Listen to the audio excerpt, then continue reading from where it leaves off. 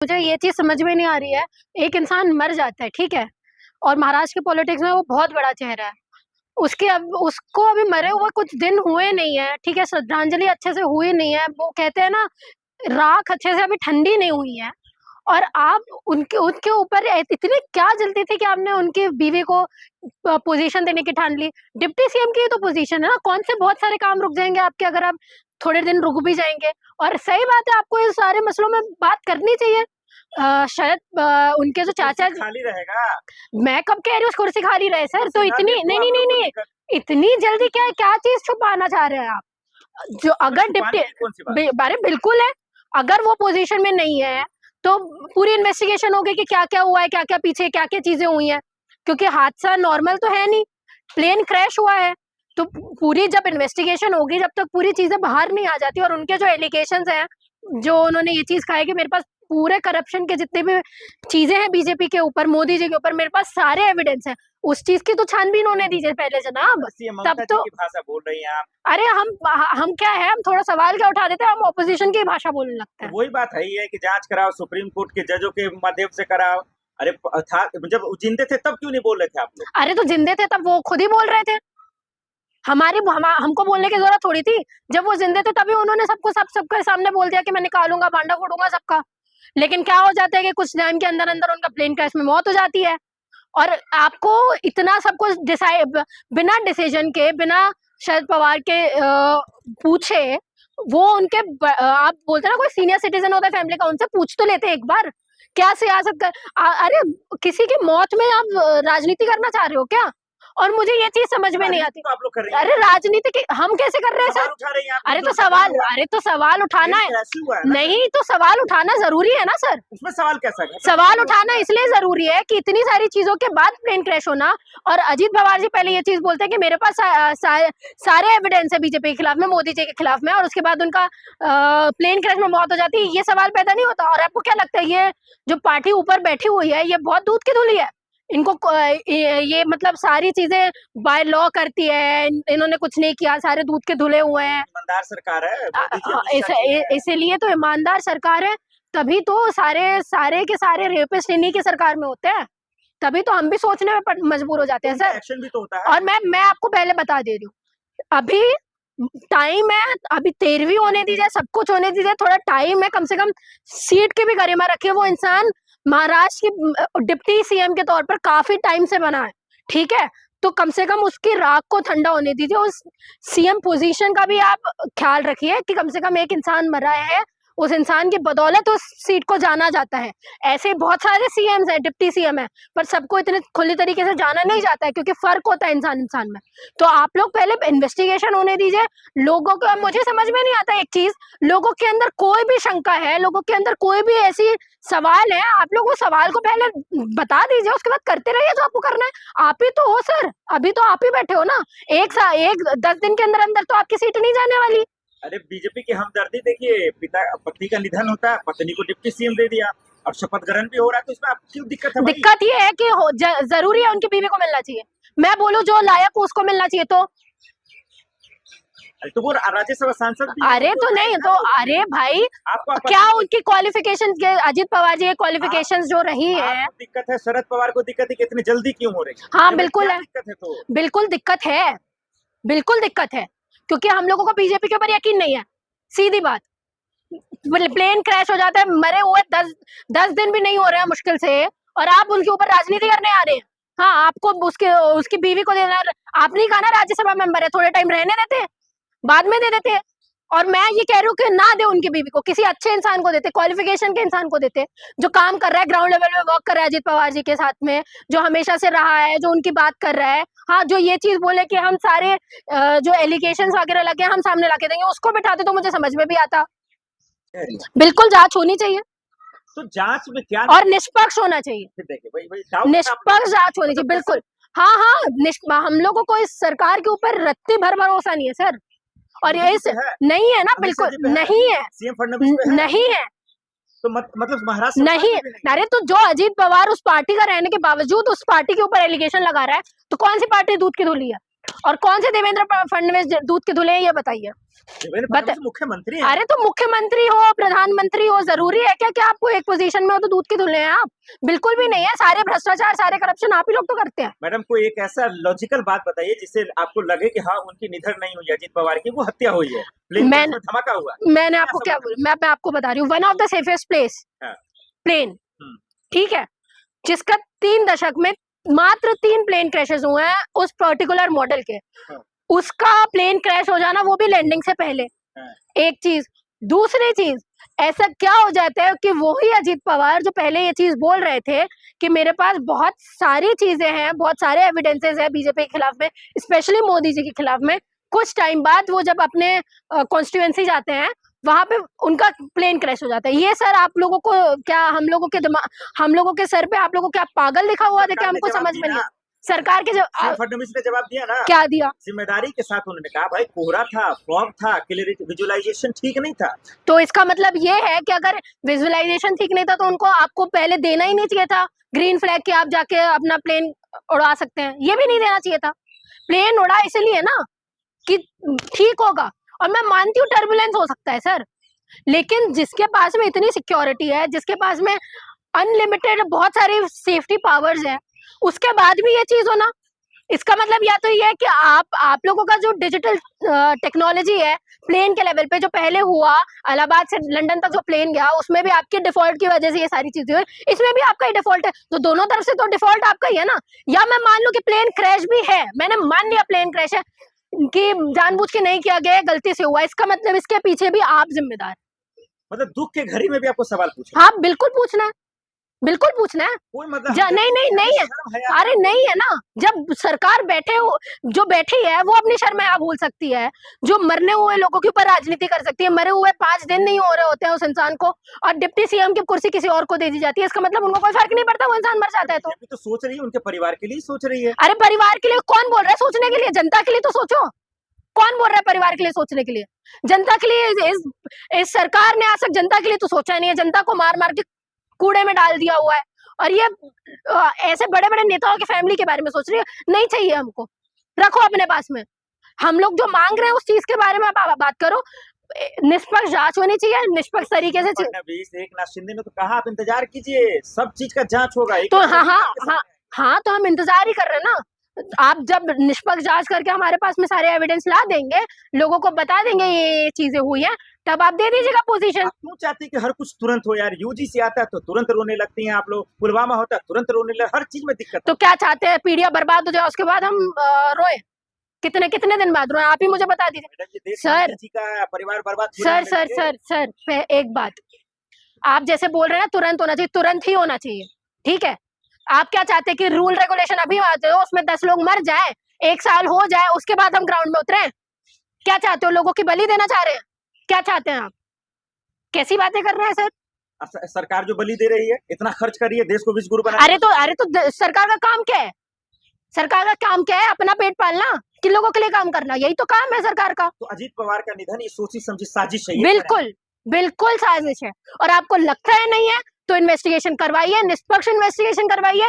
जब इन्वेस्टिगेशन की अच्छे से रिपोर्ट आ जाए उसके बाद आप बिठाते रहिए जिसको भी आपको बिठाना है। क्या सियासी शोरगुल करना ये बताता है कि कुछ सच है जिसको छुपा रही है सरकार? बिल्कुल तुरंत से बिल्कुल। अरे इतने जल्दी सीट दे देना, इसका मतलब कि आप क्या चाहते? और आप, कमाल की बात है, उसी परिवार के इंसान को आप सीट दे देते हैं जो आपके ऊपर एक्यूजेशन लगा रहे हैं कि आपकी पार्टी के खिलाफ में हमारे पास सबूत है। इतने तो कोई नहीं होता सर, इतना तो कोई अच्छा नहीं होता कि बस परिवार का कोई एक इंसान मर जाए तो हमने उन्हीं को दे देना है, बल्कि वो हमारे को लट क्यों ना मारे। ऐसी बेवकूफों भरी बातें हमारे सामने आप मत कीजिए, लोग समझदार है, लोगों को समझ में आता है, ठीक है। देखिए सर, सबसे पहले तो मुझे ये चीज समझ में नहीं आ रही है, ये डॉक्यूमेंट का खेल चलेगा कब तक?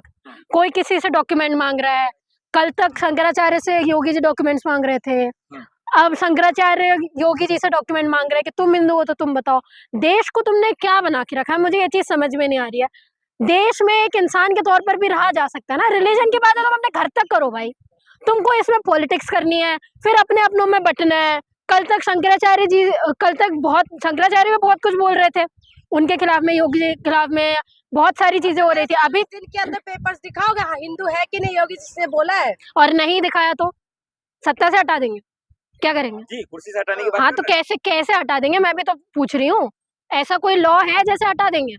और फिर दूसरी बात, चुनाव है और ना। मैं बता रही हूँ ना, और दूसरी बात, जब योगी जी के मांगने पे शंकराचार्य ने अपने डॉक्यूमेंट नहीं दिए, तो योगी जी क्यों दे दें? सर ये सारी सत्ता के खेल है, आप लोगों को समझना पड़ेगा, लोगों को इन्हीं सब चीजों में उलझाना है।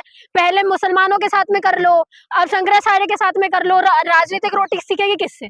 इसी तो सीखेगी ना। क्या कर रहे होगी? जो कोई ढंग की बात में इलेक्शन लड़ सकते हैं? ये आज तक कोई डेवलपमेंट किया है उसके नाम पे ये लोग वोट लेंगे? हाँ, और आप बोलते हो कि आपको देश में अगर आप लोग धर्म की बात नहीं करो तो मतलब मुसलमान हो। अरे भाई ये क्या बात हो गई? देश में रहना है तो आप दूसरी भी चीजों की बात कर सकते हो ना।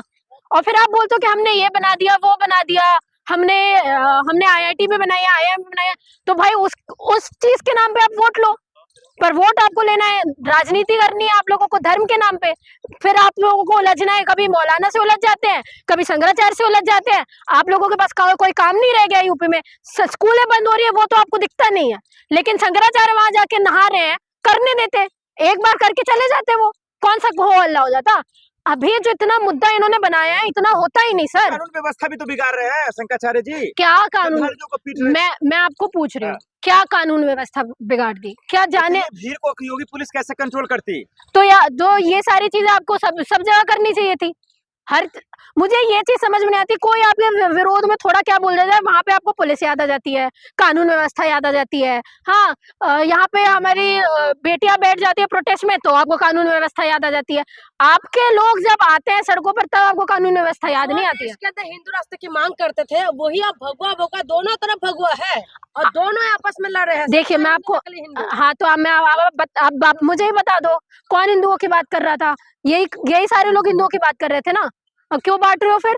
सारे तो कल तक तुम्हारे हिंदू हिंदू भाई भाई थे, अब शंकराचार्य अलग हो गए तुमसे, तुम हिंदू अलग हो गए। लोग किस पे यकीन करें, आप मुझे बता दीजिए। आप लोगों के पास में देश में यही काम रह के गया है कि कौन हिंदू है? पहले भाई आप लोग बैठ के ना एक मीटिंग कर लो। कह रहे शंकराचार्य लगातार योगी आदित्यनाथ का कहीं ना कहीं अपमान करते हैं, जिस तरीके से यूपी पुलिस पे इल्जाम लगाना। नहीं, योगी जी अपना अपमान नहीं करते खुद। जो इंसान खुद ये चीज बोल रहा है कि 7 बजे के बाद लड़कियों को नहीं जाना चाहिए, वो अपमानजनक बातें नहीं है? आप मुझे बताइए, क्या वो अपमानजनक बातें नहीं है? और रही बात शंकराचार्य कुछ भी, अरे शंकराचार्य 10 चीजें बोले, 10 लोग बोलेंगे आपके खिलाफ में। आपको स्टेट को चलाना है, अब धर्म के बाद आप लोग इतना पीछे पड़ जाते हो कि आपने उनके माथे पे दम कर दिया हुआ है। अब यूपी की गवर्नमेंट बनेगी तो किस मुद्दे पे बनेगी कि शंकराचार्य को उल्लंघन कर दिया तो हम किसी और को बना देते हैं। यही करते रहना आप लोग, फिर आप डेवलपमेंट की बात नहीं करोगे। और शंकराचार्य में मुझे ये चीज समझ में नहीं आती, अगर पहुंचे भी थे वहां पे स्नान करने के लिए तो करने देना था, थोड़ा रिस्ट्रिक्शंस लगा देते कि ऐसे ऐसे करना। गुंडागर्दी नहीं दिख रहा आपको? नहीं दिख रहा? मैंने कब कहा सर? गुंडे तो दोनों ही तरफ हैं, गुंडे तो दोनों ही तरफ है। कौन बात करता है? महिलाओं की बात कर, गुंडा है? अरे दोनों ही गुंडे हैं। अरे गुंडे हैं सर, खुलेआम उनकी पुलिस लोगों को मार देती है तब। अरे तो खुले अपना काम ना करे।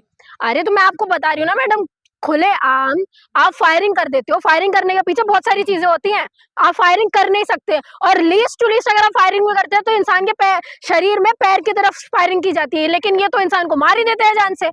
तो ये समझ में नहीं आता योगी जो गुंडे है कि नहीं है, आके रखे हैं, फिर वो लोगों को घसीटते हैं अंदर लेके जाते हैं, तब दर्द समझ में नहीं आता। कल तक मुसलमान पिट रहे थे तब शंकराचार्य जी को समझ में नहीं आ रहा था, आज आपके लोग क्या पिट गए तो आप योगी जी के खिलाफ में चले गए। पिटने की बारी सबकी आएगी सर, मैंने पहले भी बोला है, सब पिटेंगे, सब आएंगे इस चीज में, क्योंकि ये सरकार किसी एक पर्टिकुलर लोगों की हो ही नहीं सकती। और जितना आप बोल रहे हैं हिंदू हिंदू, कोई एक हिंदू हिंदू नहीं है, कोई भी नहीं है। ये सत्ता चलाने वाले जो लोग ऊपर बैठे हुए हैं वो सिर्फ कैपिटलिस्ट लोग हैं, इस कैपिटलिस्ट लोगों के लिए काम करने वाले लोग हैं और अपने नेताओं के लिए काम करने वाले लोग हैं। इतने में आप लोगों को अभी तक समझ में आना चाहिए किन लोगों के बारे में बात कर रही है योगी सरकार, किन लोगों के बारे में बात कर रही है मोदी सरकार। लेकिन आपको क्या है, लात खाने के बाद भी आपको शर्म नहीं आती तो खाते रहो, फिर लाते। सही तो कह रहे हैं, ठीक है, तो पिटाई कर रहे हैं भाई, कानून को हाथ में लोगे तो पिटाई ही तो होगी। तो फिर तो कानून आप भी हाथ में लेते हैं। सरकार का हाथ? अरे तो अच्छा, बिना मर्जी के फायरिंग करवाना ये कानून का उल्लंघन नहीं है? पुलिस का कुछ पता है आपको? कितना थर थर कांप रहे हैं पूरे यूपी में। मैं तो वही तो बोल रही हूँ, थर थर कांप नहीं रहे सर, आप पूरी चीज बता नहीं रहे। सारे गुंडे इन्होंने अपनी पार्टी में रखे हुए हैं, सारे गुंडे इन्हीं के पार्टी में है। डिश वॉशर में, वॉशिंग मशीन में जाके ऐसे सफेद होके निकले हुए हैं सारे। क्या शंकराचार्य की दलाली कर रही हैं? अतीक अहमद का बीजेपी का था सर, सुनिए, विकास दुबे बीजेपी का था। एक बात क्या बताइए, करती हैं आप? कितने आप मुझे बता दीजिए कि जिन लोगों के घर के ऊपर बुलडोजर चले वो कितने क्रिमिनल्स हैं? भाई यूपी के गुंडे थे, कितने बहुत कितने बड़े क्रिमिनल, थे, माफिया थे। कितने, मुझे नाम गिनाओ आप, ठीक है, लिस्ट, कौन था? अरे लिस्ट दो ना, मुख्तार अंसारी अरे कौन दो था? लोगों से नहीं, हाँ। दो लोगों के घर में बुलडोजर चले हैं विकास यूपी में, इनका कौन हुआ में है? मात्र 2 लोगों के घर में बुलडोजर चले, क्या आप मुझे बताओ? विकास दुबे पे चला ना। वो लोग नहीं आपको दिखते हैं जो झोपड़ियों में रहते थे, जिनके घर, हाँ, जो गरीब लोग, गरीब तबके के लोग जो रहते थे, आप लोगों को उस मुद्दे पे बात नहीं करोगे आप? अतिक्रमण करेंगे अरे तो बात ही अरे तो सरकार का काम क्या है? अगर वो इंसान खाने के लिए उसके पास पैसे नहीं है, आप जॉब नहीं दोगे, एम्प्लॉयमेंट नहीं दोगे, कुछ नहीं करोगे, तो लोग तो गरीब होंगे तो ऐसी झोपड़ी बनाएंगे ना। आपका काम था उन, अगर आपको अतिक्रमण भी हटाना है तो उन लोगों को एज पर पॉलिसीज उनको घर देना चाहिए था, आपने दिया, लेकिन रोड पे कीड़े मकोड़े की तरह मरने के लिए छोड़ दिया। और आप मुझे शंकराचार्य के ऊपर बात करने के लिए बोले, सर शंकराचार्य के ऊपर से नीचे तक लोग हैं सपोर्ट में बोलने के लिए, उन लोगों के बारे में कौन बात करेगा जिनके बारे में बात करने वाले कोई नहीं है? ये सरकार बात करेगी? बताइए, हर मुद्दा हटाने के लिए आप कुछ ना कुछ मुद्दे लेके आ जाते हैं। ये देश क्या हिंदू से ही चलेगा? मुझे बता दीजिए आप।